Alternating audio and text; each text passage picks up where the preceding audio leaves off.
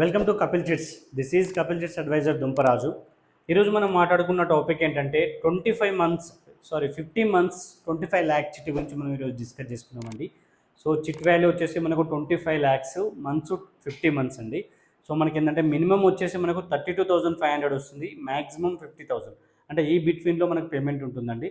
So 32,500 కంటే తగ్గదు, 50,000 కంటే ఇంక్రీజ్ కాదు. So minimum bit payable amount వచ్చేసి మనకు 15 ల్యాక్స్ అంటే స్టార్టింగ్లో లిఫ్ట్ చేసుకుంటే మీకు ఏంటంటే 15 ల్యాక్స్ వస్తుంది.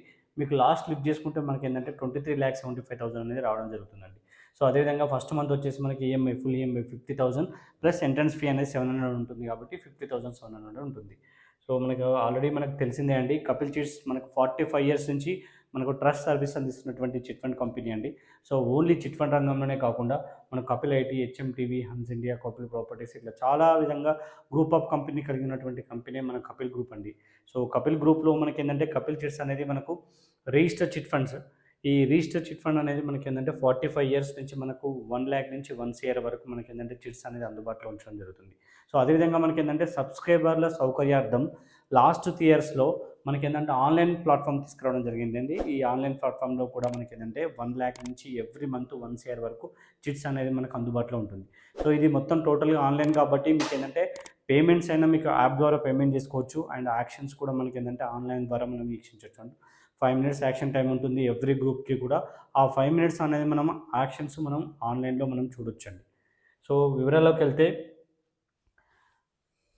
సో మనకి ఏంటంటే 25 ల్యాక్స్ మనకి ఎగ్జాంపుల్గా ఒక చిట్టి మనం చూద్దామండి. సో దీంట్లో మనం చూడొచ్చు 25 ల్యాక్స్ 50 మంత్స్ చిట్టి.